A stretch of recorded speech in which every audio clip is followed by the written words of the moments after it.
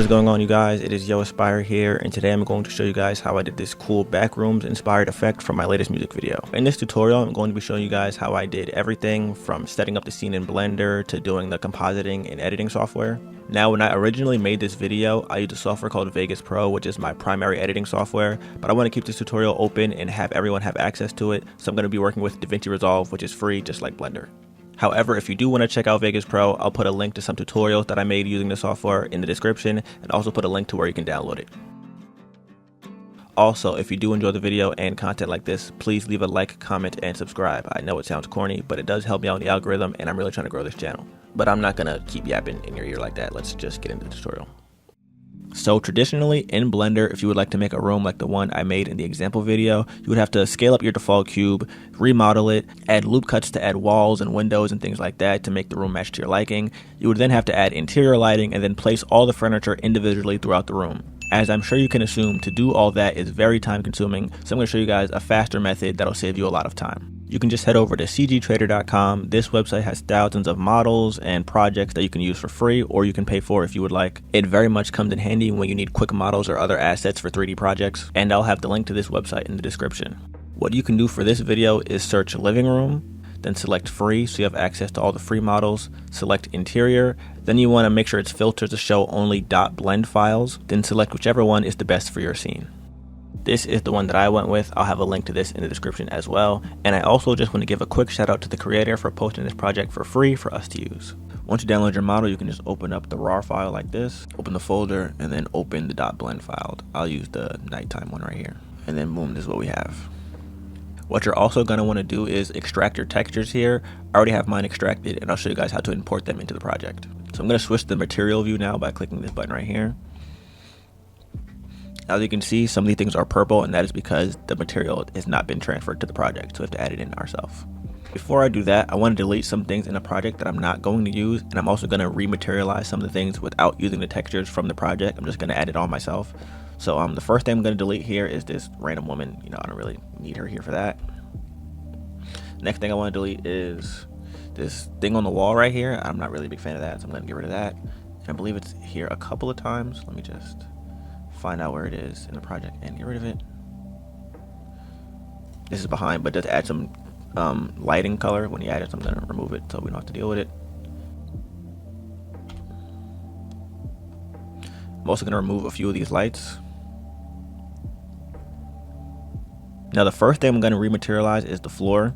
He has a kind of like a wooden texture here, which I'm not really a big fan of, so I'm just going to go to the material properties here and then hit this line right here to get rid of it.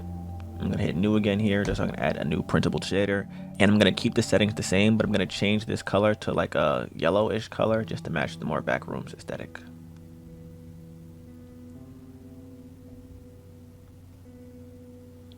Like this. And also, actually, I'm going to up the roughness to 100%.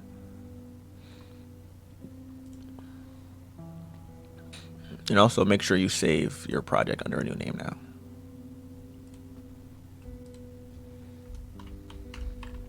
So the first thing I'm going to add texture to is this table. So what you want to do is you want to have the table selected. You want to go to the shading properties like this.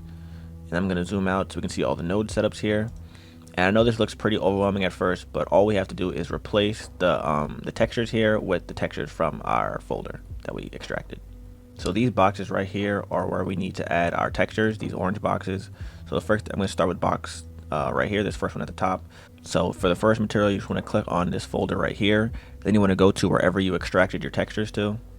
And all you have to look for is this exact file name in whichever folder it's in. So this one's right here, so I'm just going to select like this. And then boom, we had it in. We're going to do it for the other ones here. So we're going to click on this folder icon one more time. Now we're looking for this file name. And here we go right here. And then we're going to do it one last time. And boom, so now we have that ready. You just want to do the same thing for each model that is purple in your project like this. Now once your project is fully textured, this is what it'll look like. I decided to remove a couple other things in the scene that I didn't like I got rid of that table, for example, but you can make it to your liking, but this is what it should look like once everything is ready to go.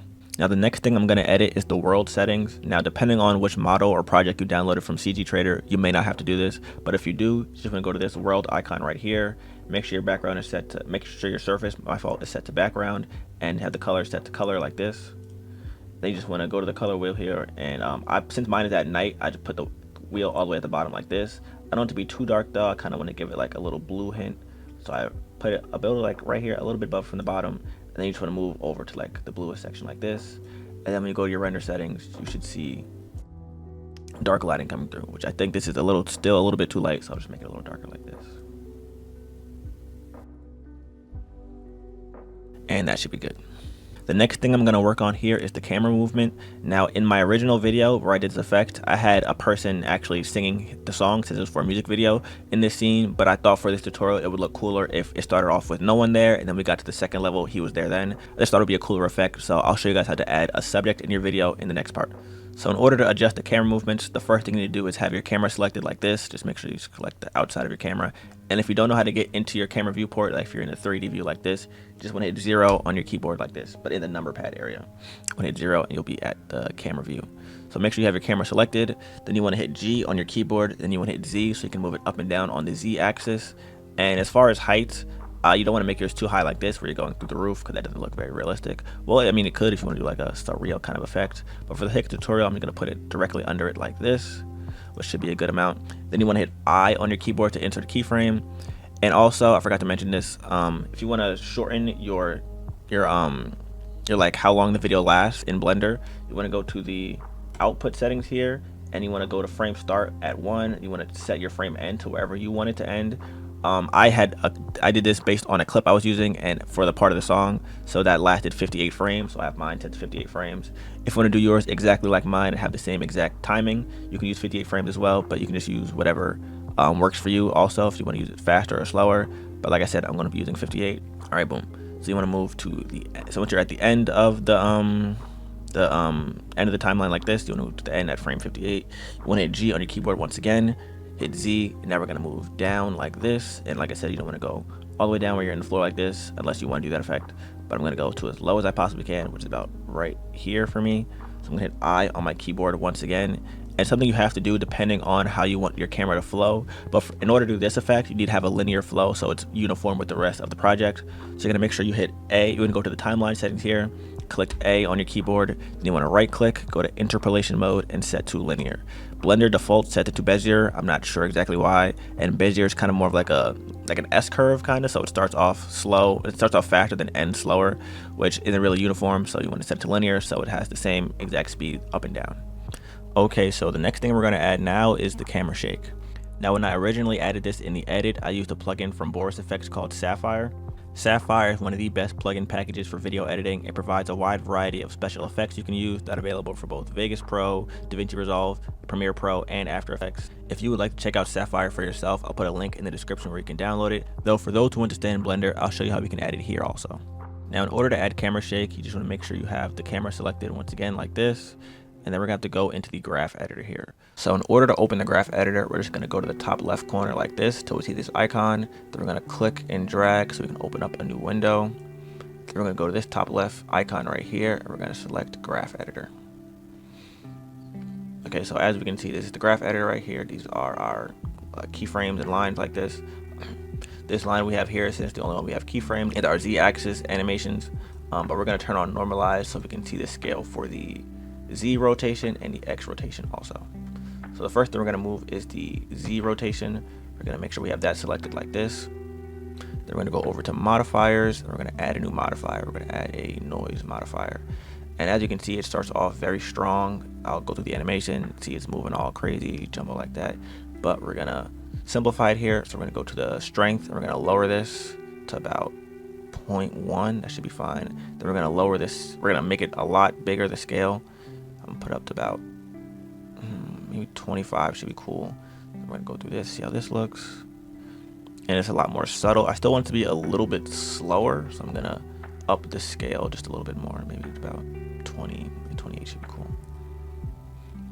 Now we have some subtle can shake like this on the camera.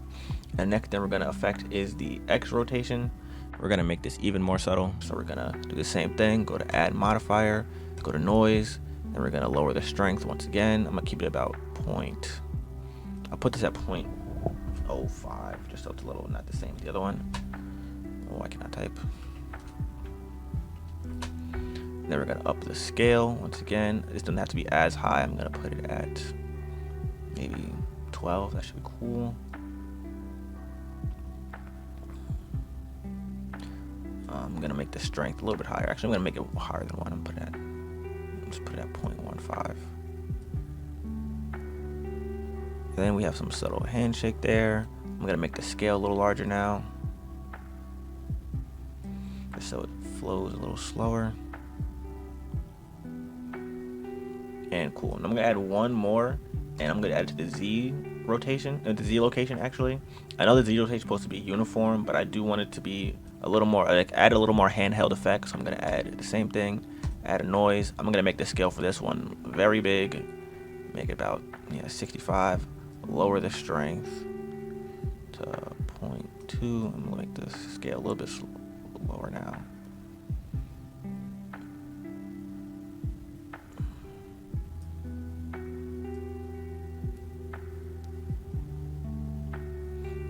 So I definitely started off way too high, but 19.8 should be pretty good. Like I said, you can put this to your liking. If you want a really fast camera shake, you can put the scale smaller and the strength higher. Or if you want a really slow camera shake, you can put the scale higher and the strength lower. But I think this should be cool for what we have so far. And while we're at it, I'm just gonna render a quick image just so we can see what everything's looking like so far.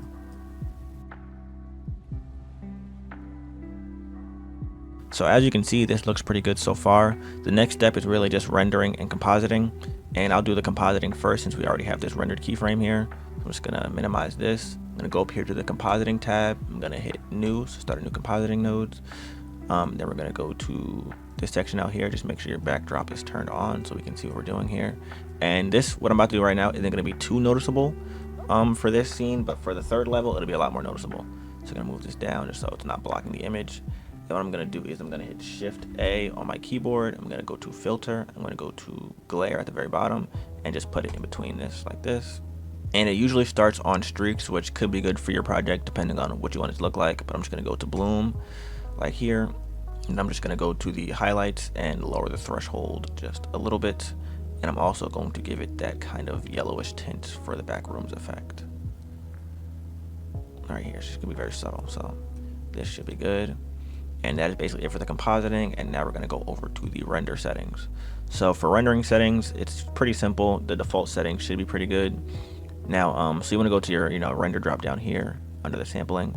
And for max samples, this really depends on your computer and how powerful it is. I have 75 because my computer isn't that powerful. It's pretty pretty basic.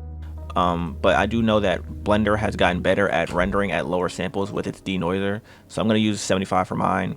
But like I said, you wanna make sure your denoiser is turned on. So we're gonna hit the drop arrow like this. Make sure you have denoise checked, and we're gonna be using the open image denoise. So make sure you have that selected.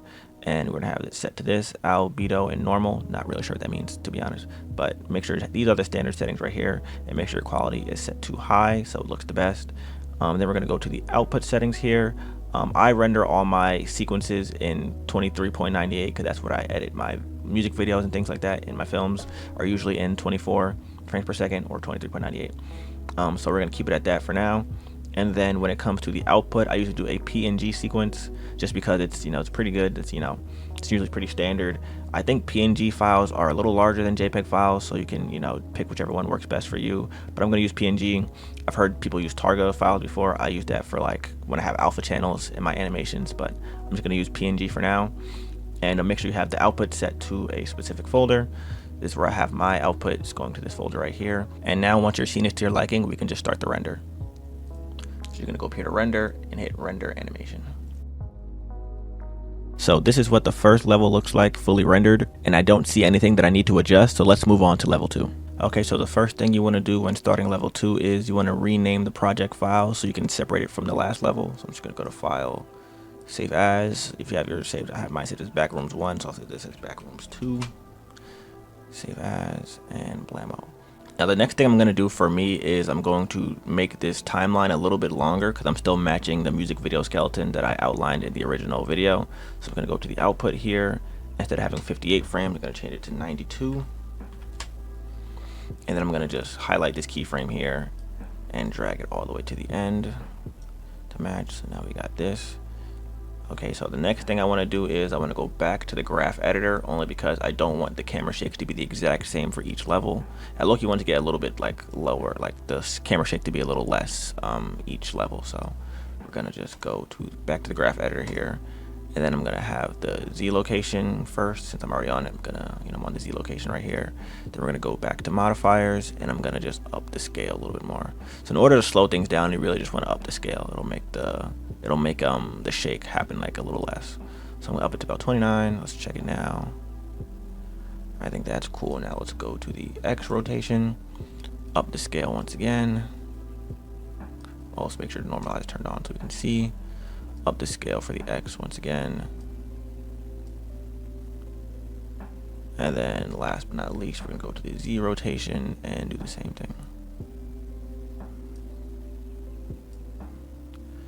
And now our camera shake is a lot more subtle now, and not the exact same as the last level. Okay, boom, let's get out of here. Now we can move on to the fun part. Now this part is really fun because you get to really be creative. You can really do the backrooms effects. You can make the couch look like it's part of the ceiling, or inside the wall like this. You can really have fun and do what you really want to do. But so the first thing I'm gonna do is, since I based this off a Backrooms teaser that I saw when I wanted to do this effect, and I noticed that there were less windows on each level, so I'm gonna get rid of some of these windows here. I'm gonna keep this one, but I'm gonna get rid of the rest of them. So I'm gonna delete this one.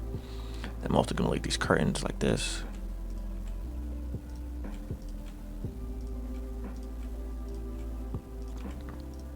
I'm also gonna delete these pillars here too.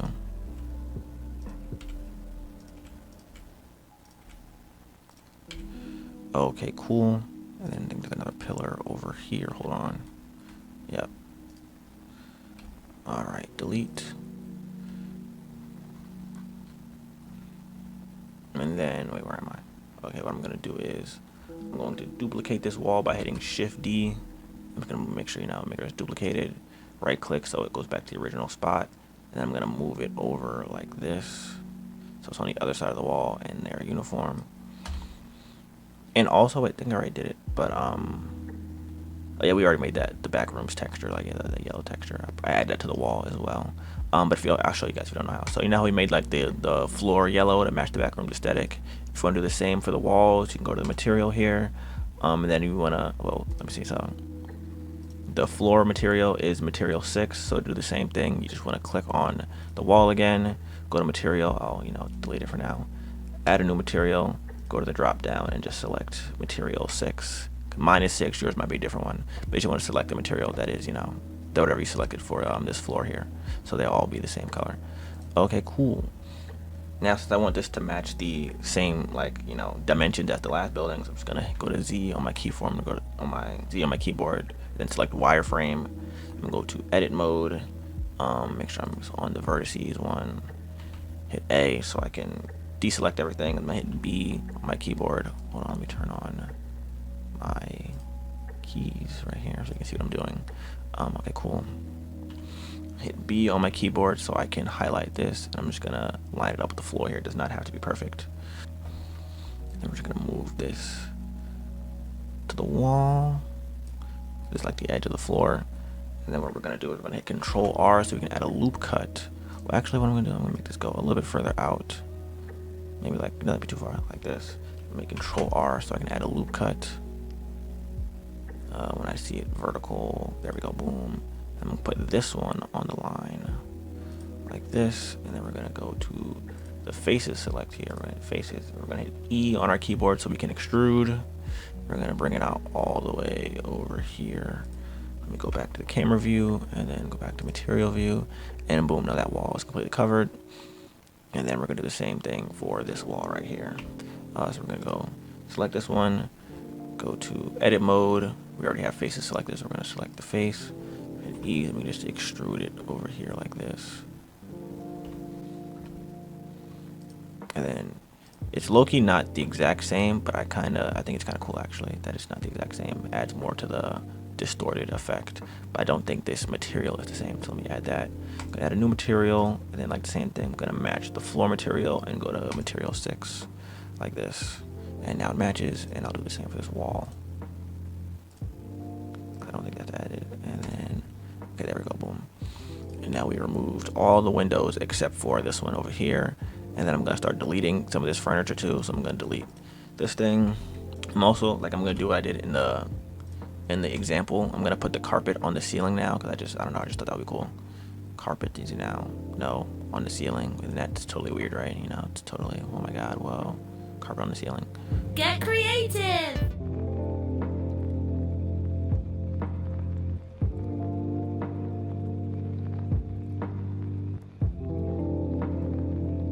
Okay, so this is my final Backrooms room. Like I said, you can get really creative with it. I kind of just copied some of the stuff I did in the original, but you know, I'm just, you know, kind of just messing around. So yeah, this is what it looks like when it's done.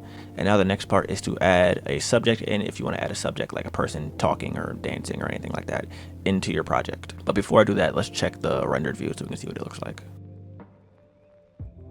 Looking pretty good so far. Now let's add the subject in. Quick heads up, this next part is just for people who want to add a subject into their project. If you just want to keep the back rooms with no people and just the room itself, you can skip to the next part.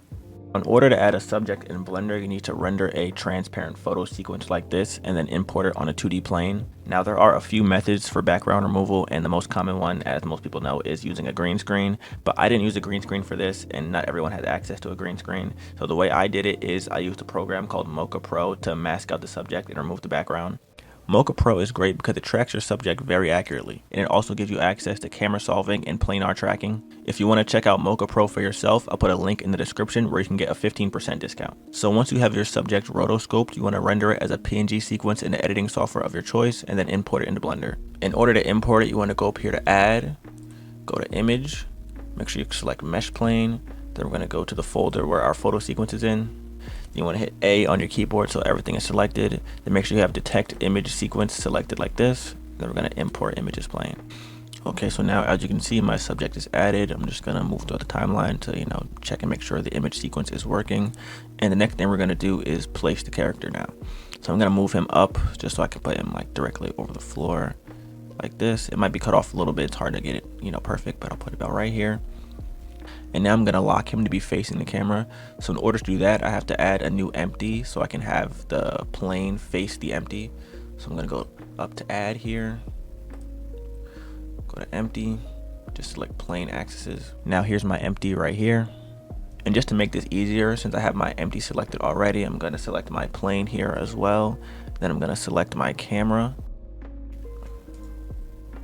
And then I'm going to hit this dash on the top of the number pad right here, just so I can separate them and put them in their own plane. I don't know why the wall is here, but you can stay, I guess. I don't know. Okay, I got rid of the wall because it was kind of in the way. But so I'm just going to line up the empty to go with the camera. But I want the camera to be about halfway down, so it's like, I guess I'll put it like maybe more towards the floor, because I want it to be at the same like level where I actually filmed the video when I would like have my tripod up. It was about like a little bit more towards the floor, so I'll put it about like right here. Then I'm just going to select my empty here. I'm going to hit 1 on my keyboard so I can go to this view, and then I'm going to just line it up with the point of the camera at the very end, like this section. Hold on, this section right here, right, it's still in the way. This section right here is like the point of the camera, so I'm gonna line this point up with the point of the camera, and then that's good there. And then I'm going to hit 3 on my keyboard and line it up here as well. And then now we should be, oh yeah, we should be locked in. Okay, after that, we just want to select our plane here again. Then we want to go down to constraints right here, add a new object constraint. I'm going to go to in the tracking section, gonna hit track 2. Then I'm going to go to the ink pen here and just select my empty like this. So now it's locked in, but right now it's on -Z, so we're going to set it to +Z. That's just because my clip, like it would be backwards, like he had the shirt on and the shirt was backwards at -Z, so we're going to set it to +Z so it looks forward. Okay, now that we're done with this, he's locked in. We can go back to the regular view by hitting the dash on our number pad once again. And now he is locked in. So now I'm just going to place him a little more forward and scale him up a little bit more. So I'm going to hit S on my keyboard so I can scale him up. Move it up so, you know, he's not a little too big. I think right here should be cool. And then we're going to make sure he's, like I said, standing on top of the floor. I'm going to move him up a little bit. Right here should be good. And now we have our subject in place. Okay, so we're almost done, but we're not completely done yet. The next thing we're gonna do is we're gonna go up to the shading tab here, make sure you have your plane with your subject selected, and we're just gonna affect some of the nodes here. So the very first thing I'm gonna add is a color ramp node into the alpha channel, because sometimes when you render a PNG sequence like this, it's a little bit transparent. It's pretty subtle, but it's a little transparent. So I'm gonna plug that into the alpha channel like this. Then I'm going to move this back just a little bit. I'm gonna zoom in so you can see.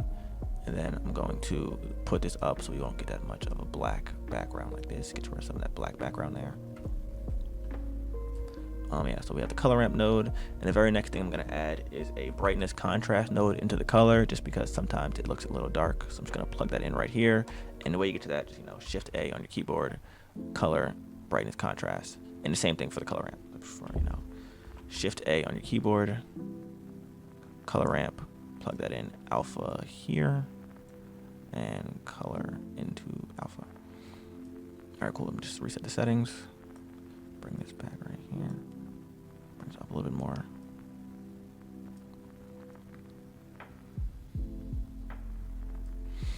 Okay, cool. Now you also want to set your roughness to 1, but I'm not gonna lie. I swear when I did this in the original video, my roughness was at 0 and it was working completely fine. But now when I was doing it, this took me literally like 20 minutes. Every time I did it, it was like very reflective when I did the render. So I'm gonna keep it at 1 for now, because that's what seems to be working. It looks a little bit more realistic when it's not at, like when it's at 0. It just looks a little more like it's an actual flat image, and it looks like it has some like, to me it looked like kind of like a cardboard box when it's like this, but I'm not 100% sure what's going on with that. If anyone knows, you can let me know in the comments, but for right now, let's just put it at 1. Okay, so now let's render this and see what it looks like. So this is the final render, and as you can see, he's in the scene here, and he's not transparent, and he looks like he's a part of the rest of the project. And now the very last thing we're gonna do is just set our subject to be the focus of the scene. So we're gonna have our camera selected here, make sure the outline is highlighted like this, go down to the camera settings, make sure you turn on depth of field, have this box checked here, go back to the ink pen tool and just select the subject like this. And now he should be in focus, and everything behind him should be out of focus, and things closer to him too. And now we are done. This is what the animation looks like fully rendered. Now we can move on to the final level, level 3. Okay, so level 3 is the easiest level because it is a very simple setup. The first thing we're going to do though is rename this to Backrooms 3, so we separate it from the rest of them. And the first thing I'm going to do, I'm just going to delete the subject here because I want this to be with no people, and then I'm going to just delete all the stuff. So how I had it in my example was level 3 was very empty. I'm going to repeat that same thing, so I'm going to delete all the furniture here. I'm going to delete this, everything we see here. Delete this lamp, another lamp over here.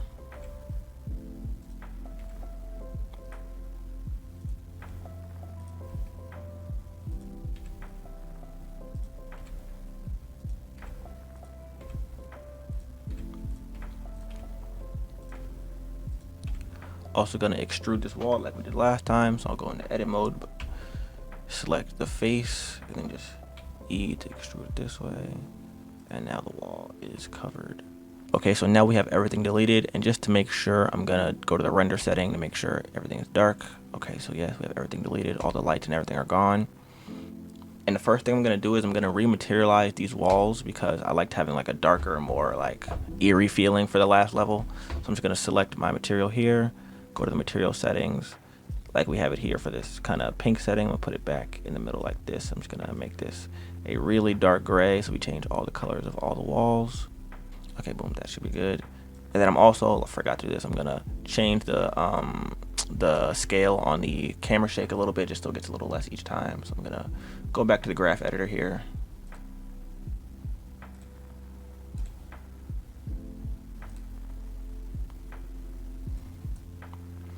Go to the Z rotation, modifiers, up the scale just a little bit more, very subtly. Same for the X rotation, up the scale, little more. And I think I'll just affect these two. So we get out of that. Okay, cool. So now we have our empty room here. So the first thing I'm gonna add is I'm gonna add a plane. So I'm just gonna hit Shift A on my keyboard, add mesh, add plane. Okay, so this is my plane right here. I'm just gonna scale it downward a little bit like this. Scale down a little more.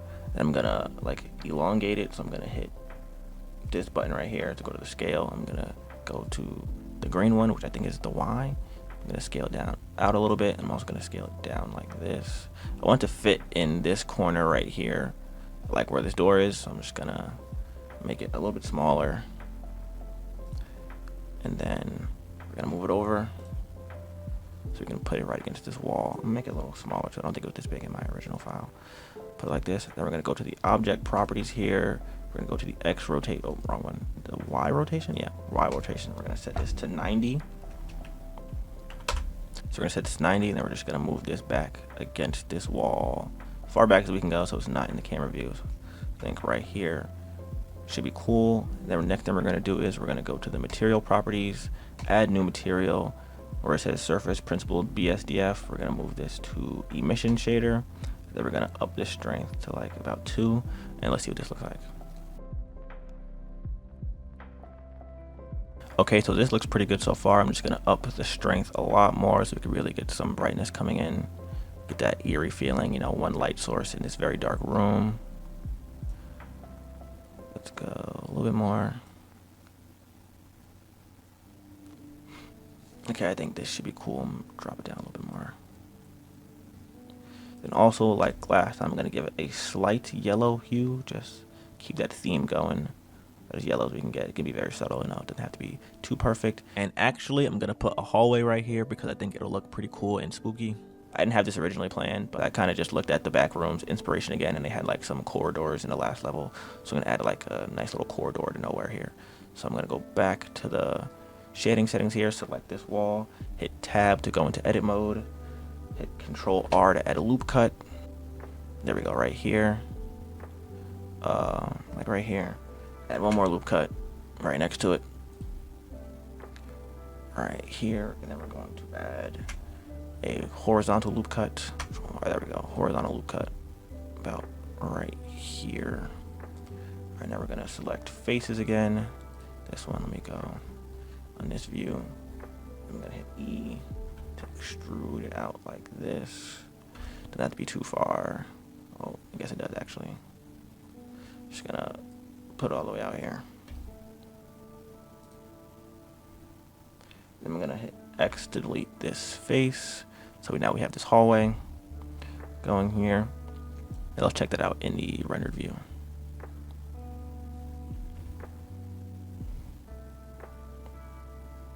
Okay, we have a nice looking corridor here, but this door is pretty small, so I'm gonna just widen it a little bit.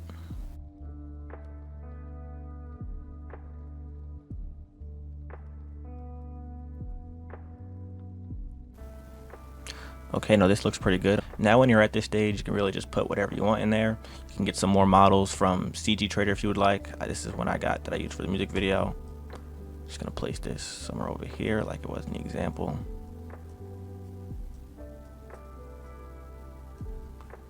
Rotate it a little bit.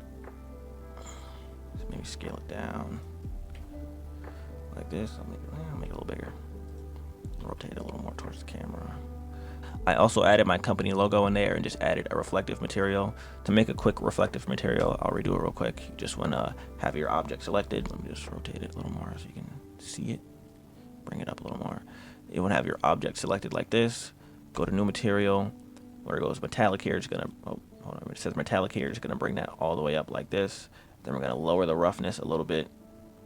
You don't have to be lowered all the way. It looks more metallic when you have like a little bit of roughness, but like too little kind of looks like glass. So we're going to put it something, you know, around like 0.2 to 0.4 should be fine.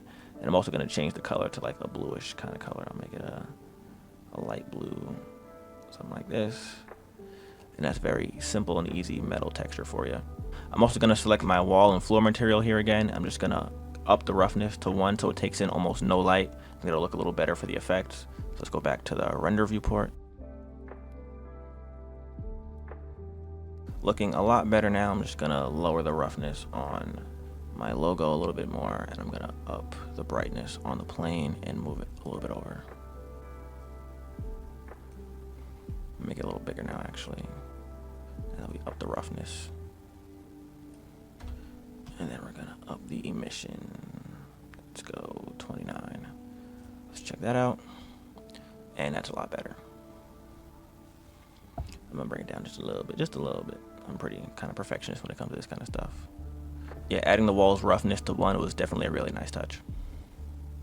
Oh, and the last thing I'm gonna do is, I forgot to do this before, is you don't have to do this for your project, but I'm still using the same skeleton from the music video. I'm just gonna set my project here back to 58 frames. Then I'm gonna make sure my camera keyframe ends on frame 58.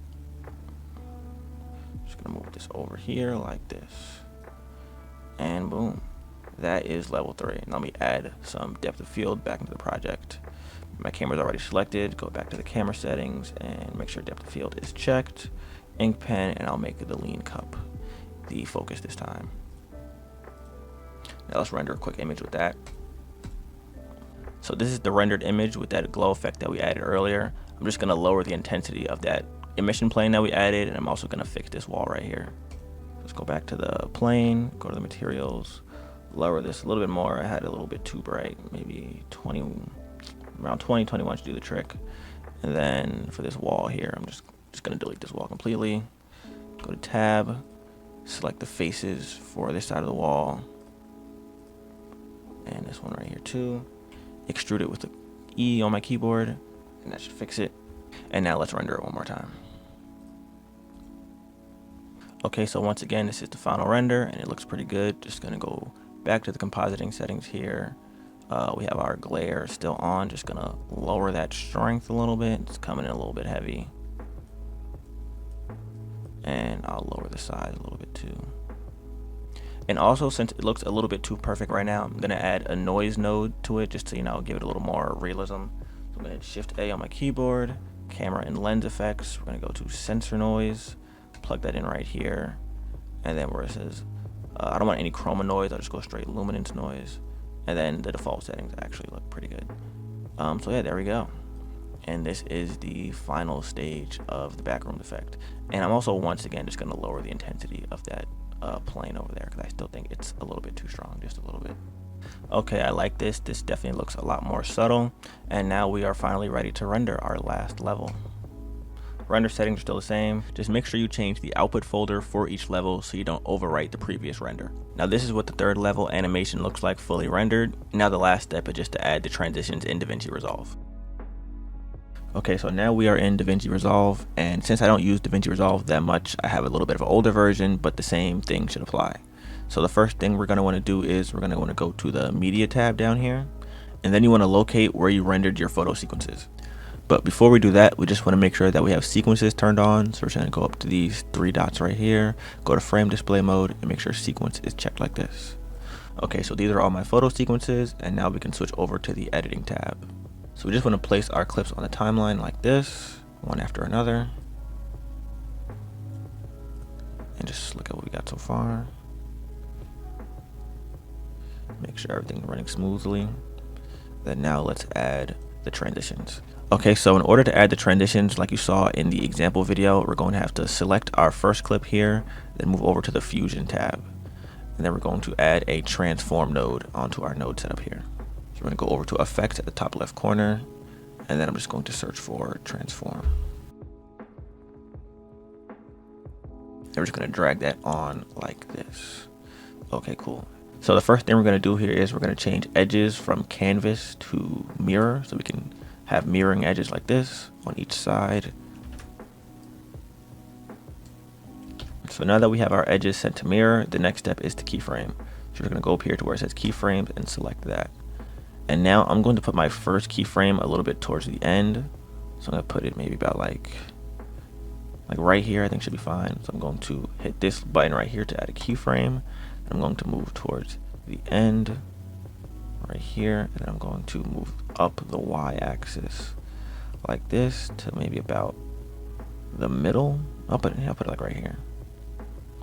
And we also want to make sure, I'm going to go to settings here. I'm going to make sure we have motion blur turned on as well. Okay, I'm going to go back to control, and then now we can see our graph here. I'm going to zoom in so we can see it a little better.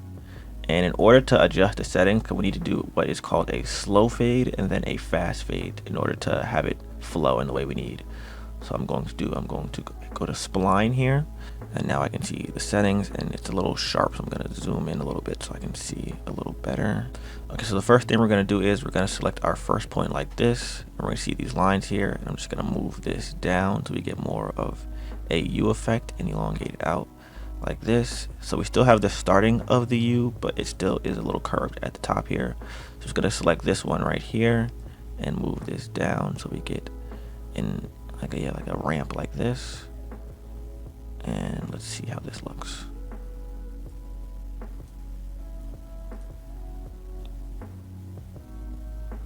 Okay, I think that's pretty good. I just want to start the ramp a little bit earlier, and then I want to make the Y go up a little bit more. So I'm just going to drag this back a little bit more so it starts a little earlier. And I'm also going to fix the bottom curve. Just bring this back a little bit so it's more of a U. I think this should be good. Just going to go back to the end here and just make this a little bit higher. Maybe 1 should be fine. Let's check out what this looks like now.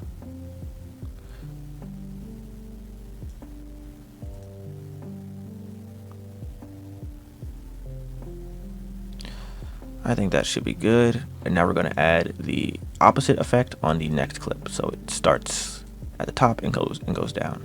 So we're going to go back to our edit settings here. We're going to select our next clip here, go over to Fusion, and then we're going to once again add a transform node. Okay, so now we're going to start at the beginning for this one, and we're going to go to edges once again, set that to mirror, go to settings, make sure we have motion blur set on, and then we're going to go to the Y axis again. And since we started going to a positive value last time, we have to start at a negative value to inverse that. So I'm going to go down maybe about right here. I think this should be cool for me.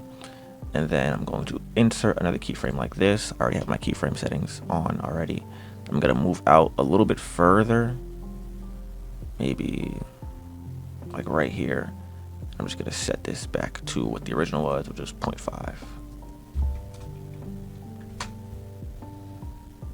Now in order to add a slow fade, we just do the opposite of what we did before. Now we have to make kind of like a curve going upward. I'm just going to select my first keyframe here. I'm going to drag this up like this, so we get kind of like a U going on. And I'm going to do the same with my top keyframe.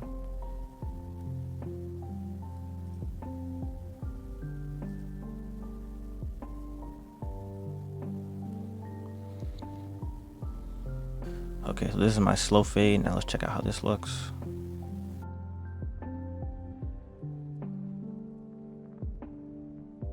Okay, this is what it's looking like so far. Pretty smooth transition. Then we just have to repeat this process on the last clip, and then we are finished.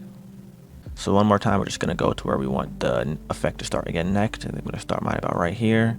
Head over to the Fusion tab, add a keyframe once again right here, and then we're gonna scroll over to the end. I'm gonna go right before the end so I can see what I'm doing. Then we're just gonna scroll one more time up like this. I'm gonna go to right before I can see the next clip. So about right here. Gonna move this over to the very end keyframe like this. You're gonna move this over, and then once again we're gonna add our slow fade. And then last but not least, we're gonna go over to our last clip here, and then add one more transform node. Make sure we have motion blur turned on. Back to the controls. Start at a negative. Oh, make sure I have edges to mirror. Start at a negative value. We have a lot more dark space with this one, so we have a lot more room to play with. Start at a smaller value. I'll start about right here. Insert my keyframe. Move over where I want it to end. I think right here should be okay for me. So I'm gonna go back to the original 0.05 at 0.5, and then we're gonna do the same. Make sure we add that fast fade. Now let's check it out.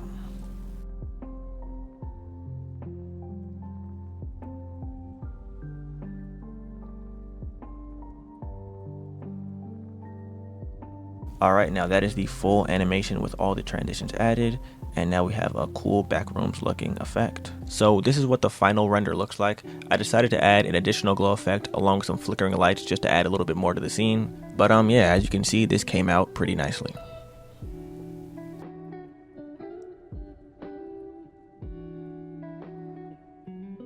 So that is it for the tutorial, you guys. Hopefully you guys enjoyed. This took me a lot longer than I thought it would. As you can see, I'm in a totally different outfit and it's a different time of day, because it took me a lot longer than I thought it would. But I did think this effect was really cool. A couple people were commenting on it, and so I thought I'd make a video on it showing you guys how I did it. I've been using Blender on and off for several years, but I kind of just got back into it recently, and I'm trying to stay consistent with it and keep practicing. But I hope you guys were able to learn something from this tutorial. I'm not sure how many Blender tutorials I'll make in the future, but I do have some other cool ideas from this music video that I think I'll do a tutorial on. But I'll definitely do a lot more tutorials on Vegas Pro and After Effects and things like that that are more common among video editors. If you want to check out the music video from where I originally did this effect, I'll put a link to it in the description. I also just released my third short film called NOPPERA that is out now. It's definitely some of my best work, and I think you guys will really enjoy it, especially if you enjoy like indie horror movies. But as always, guys, thank you for watching. I really appreciate you guys for watching my videos. I'm gonna try to stay more consistent. It's just really hard trying to balance actually doing some client work and doing tutorials, but I'll definitely try my best. And like I said, I hope you guys enjoyed this tutorial. But peace. I appreciate you guys, for real. Local Losers. Oh yeah, check out the Local Losers too. Local Losers, check that out. My production company. We got a whole bunch of cool stuff. I'm gonna stop talking. Peace.